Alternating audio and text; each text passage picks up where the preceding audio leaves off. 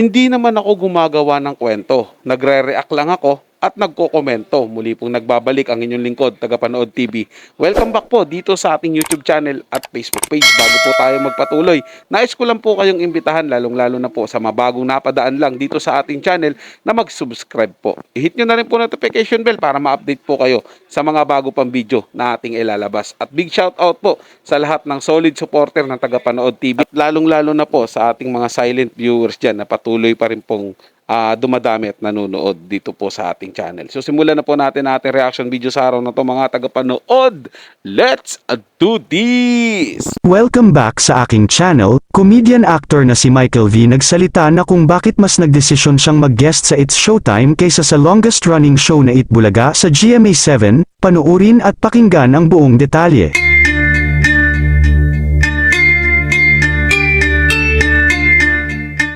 Matapos nga ang sunod-sunod na pambabatikos sa comedian actor na si Michael V, finally ay binasag niya na nga ang kanyang katahimikan at sinabi niya na ang totoong dahilan kung bakit nagdesisyon siyang mas piliin na mag-guest sa It's Showtime kaysa sa longest-running noontime show na Itbulaga sa GMA7.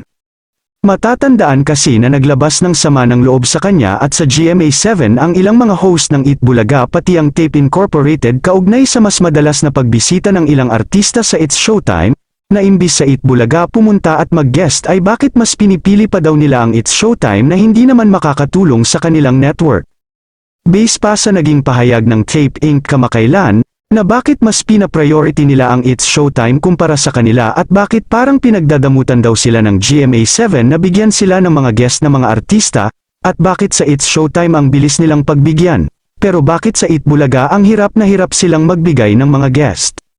Pati ang ilang host ng Itbulaga ay tila napansin na rin na mas pinapaboran ng GMA7 ang It's Showtime kaysa sa Itbulaga.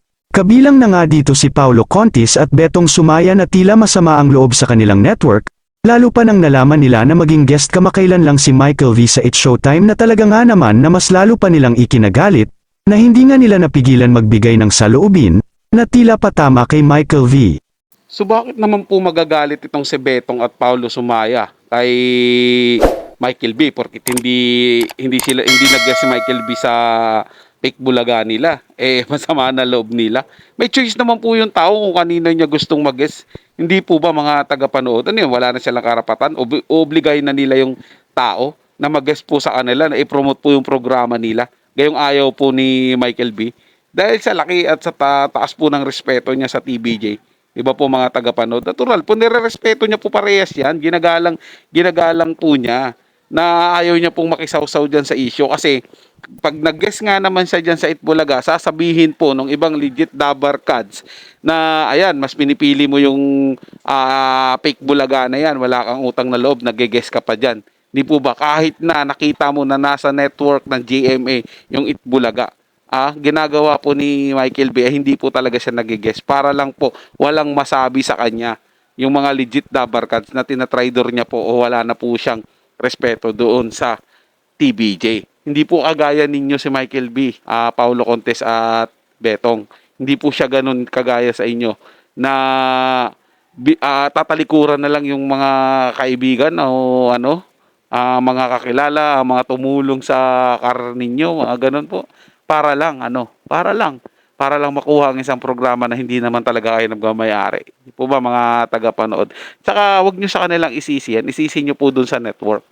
Natural po, bibigyan ng pabor yung It's Showtime. Kasi nga po, bago dyan sa GMA, nasa GTV, pinopromote po nila yan para mas lumakas. Di ba po, lamang na lamang pa kayo sa It's Showtime?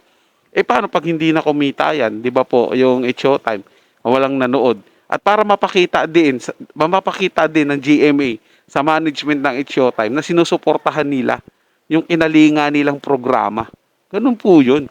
Kaya bibigyan nila ng mga guesting. Pero siyempre, tinatanong din naman nila, di ba? Binibigyan din naman kaya ng guest. Nagkataon lang po talaga. Yung mga guest na pinipili ng GMA papunta sa Showtime, ayaw po mag-guest din sa inyo. Kaya ganun po ang nangyayari. Sisihin nyo po yung inyong bakuran. Huwag nyo pong sisihin yung mga nag-guest doon sa It's Showtime dahil ayaw lang po sa inyo. Pati ang ilang mga fans ng Itbulaga ay hindi rin napigilan na i-bash ang komedyante, at sabihin na bias daw ito, pero syempre may mga natuwa naman at pumabor sa naging desisyon ni Bitoy na piliin ang It's Showtime kaysa sa Eat Bulaga. At dahil nga sa patuloy na natatanggap na batikos kay Michael V ng mga netizens lalo na ang mga tagahanga ng Eat Bulaga, finally ay nagsalita na nga ito at nilinaw niya kung bakit mas pinili niyang mag-guest sa It's Showtime kaysa sa Eat Bulaga. Aniya, huwag naman daw bigyan ng mali siya ang pagbisita niya sa It's Showtime dahil parte na rin naman daw ito ng GMA Network, malaki din daw ang respeto niya kina Tito Vic and Joey, ang ibig sabihin lang ni Michael V, hindi niya kayang taluhin ang TVJ. Dahil ang TVJ ang dahilan kung bakit naging isa siya sa mga host ng Eat Bulaga noong nandoon pa ang TVJ. Isa pa, ayaw niya rin na sirain ang respeto niya kila Tito Vic and Joey na itinuturing na mga legendary sa mundo ng showbiz industry. Kung yung iba daw ay nasisikmura ang taluhin ng TVJ, ay ibahin daw siya dahil siya ay malaki ang respeto at marunong tumeno ng utang na loob sa legendary trio. Samantala, matatandaan naman na sina Tito Vic and Joey ang dahilan kung bakit naging host ng Eat Bulaga si Michael V noon at kung bakit mas lalo pa siyang nakilala sa mundo ng showbiz industry. Kayo mga ka-showbiz, anong masasabi nyo sa ating showbiz topic ngayon? Kung may opinion kayo ay magkomento lang kayo sa aking comment section. At syempre kung bago pa lang kayo sa aking channel ay mag-subscribe na kayo para lagi kayong updated sa mga showbiz trends na ina-upload ko. Maraming salamat po. Oh, yan po, Sir Paulo, Sir Betong, malinaw naman po yan, di ba? Malaki po ang respeto ni Michael B sa TVJ. Ayaw niya pong taluhin. Ayaw nga, yung sinasabi ko po sa inyo eh. Sa sobrang respeto, paghanga niya sa TVJ, ayaw niya po mabahiran ng lamat yon. Dahil malaki po ang naging impluensya o naging tulong ng TVJ noon, ng Itbulaga na may TVJ sa karir po ni Michael B. Kung nasaan po si Bitoy ngayon, yun po ay dahil sa tulong din po ng Itbulaga na may TVJ, ng mga ng Tito Vic and Joey po.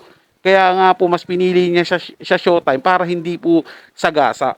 Huwag na po kayong magselos dahil nasa pares lang nga kayo ng network GTV, pag-aari po ng GMA yan. Personal choice po ni Bito yun na ayaw niya po dyan sa Itbulaga ninyo para po hindi po siya masabihan talaga na wala ng respeto at hindi na tumatano ng utang na loob sa TVJ. Alam ko medyo matagal na po nangyari yung pagtulong kay Bitoy pero syempre dahil sa utang na loob po. At kayo, Paulo, Betong, Buboy, Yorme, minsan na rin po kayo natulungan ng programang Itbulaga na may TVJ po. Sana po maalala nyo rin yung respeto at utang na loob. At tigilan nyo na po yung pagmamataas nyo dyan at pagmamalaking piling kayo na po ang legit Itbulaga.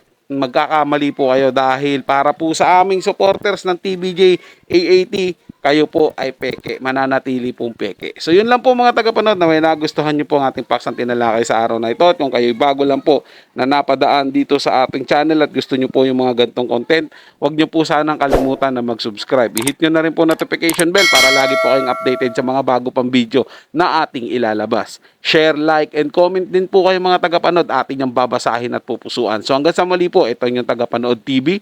Komento at opinion lamang, wala pong personalan. Paalam po at mabuhay po kayong lahat.